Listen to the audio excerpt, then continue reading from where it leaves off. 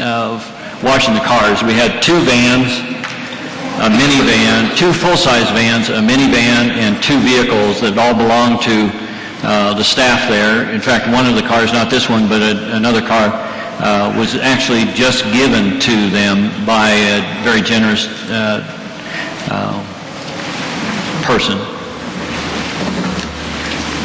I might add, this house that we are at now are the teens that are willing to better themselves so they can be out on their own.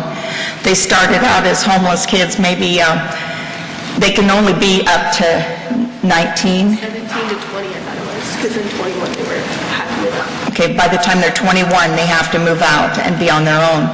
But maybe they don't have any parents, maybe their parents have passed away, or maybe their parents don't care, and they are just out on the street. But they do want to better themselves, and there's a lot of anger management done also in this building. And I'm going to have Deb tell just a little bit about the anger management of one of the homeless teens that was there. Deb?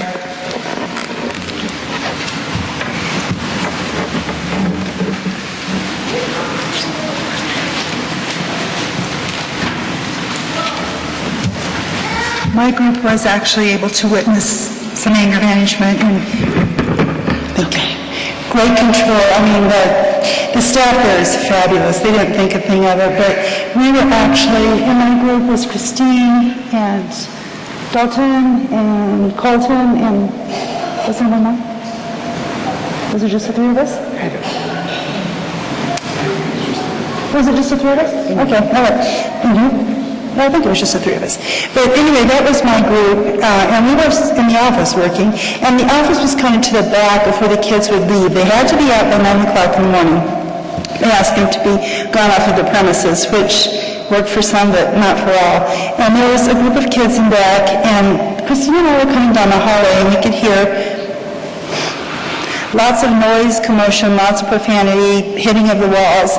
And the boys were back in a room sorting some papers. And so, of course, Christine, if anyone knows Christine, kind of panicked, and so did I. It was very scary. And there was a young man coming down the hallway screaming at the top of his lungs, hitting, pushing. I mean, Christine, I kind of pushed back into a room as we were going and kind of stood at the doorway, and he kind of gave a shove, didn't touch me, but just kind of shoved and went down the hallway just off and was obviously after someone in particular.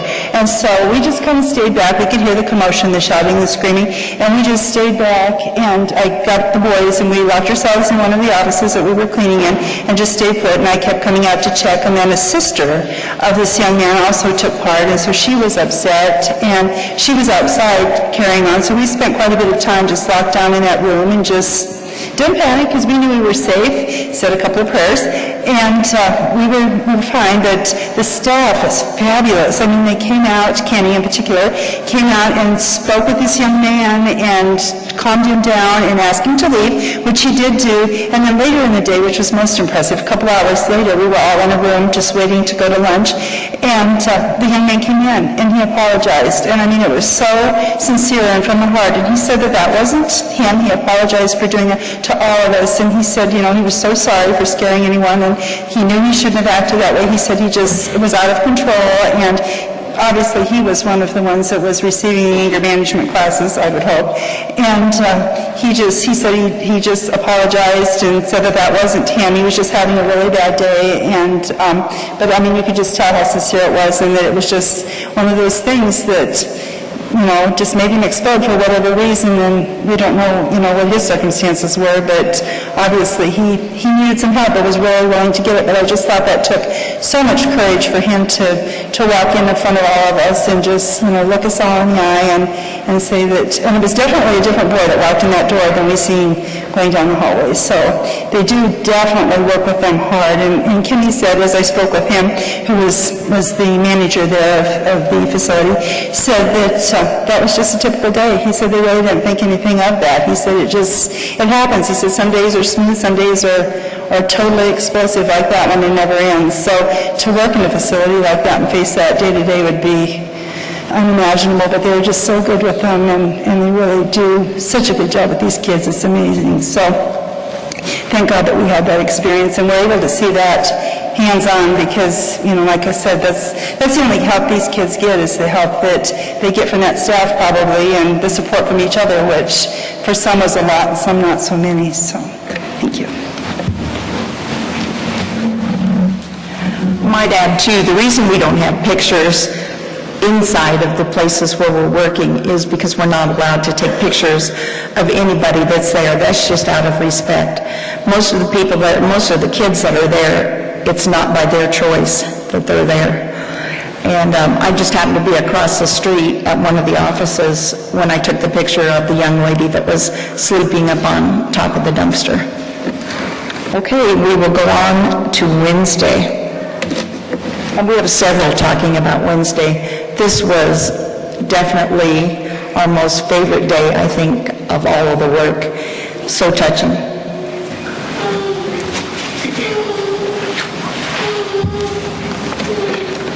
Wednesday, July 17th, we woke up early and got ready.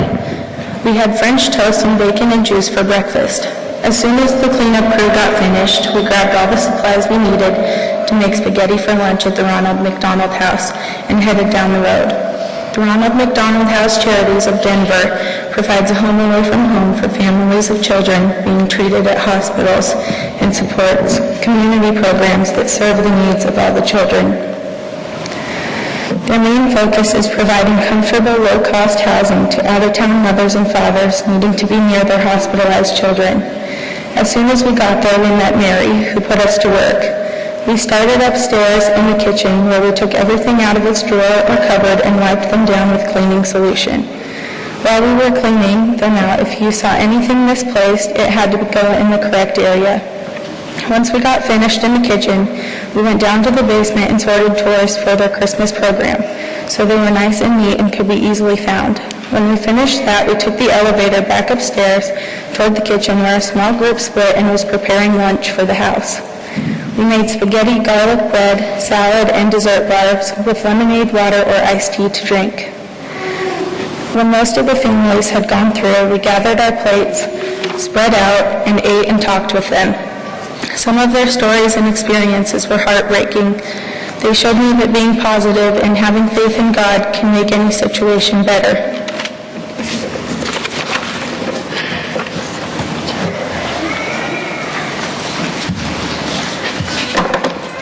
The youth group and, all of us, we made encouragement bracelets to give to the children at the Ronald McDonald House. See right there, has a picture of them after we packaged them.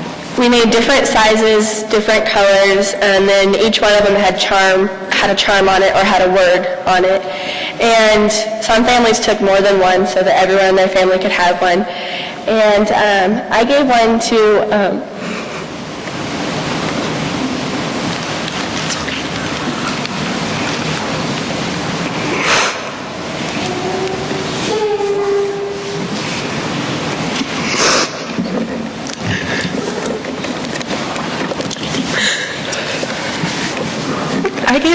little boy who was 9. He was going to be in the 4th grade, but he couldn't move on until he finished his 3rd grade classes. He's had 3 heart transplants so far. He's had pacemakers put in and defibrillators, and this kid is so smart. He knows more than I do as a high schooler. And we were sitting there talking to him, and you could tell the hurt in him and his mom's eyes. And they're originally from Kansas. And so he doesn't get to see his dad and his sister but once a month for 7 hours. And his mom, you could tell, was hurting, but she tried to put on such a good face for him and for everyone around them. But she told me that she got her nursing degree, and he said that he loved having a mommy that could be his nurse all the time. And I told him that it was awesome to have a mommy that was a nurse, because I wish my mommy was a nurse to take care of me 24/7. And I told him, and I said, well, you seem like a very strong kid, and I think you'll be able to make it. And he shrugged his shoulders. And he said, I don't know. Every day is a challenge, and some days I just want to give up. And to hear that come out of a 9-year-old fighting for his life just broke my heart, because I take my life for granted every day. And for a 9-year-old to say that to me just I broke down and cried, and I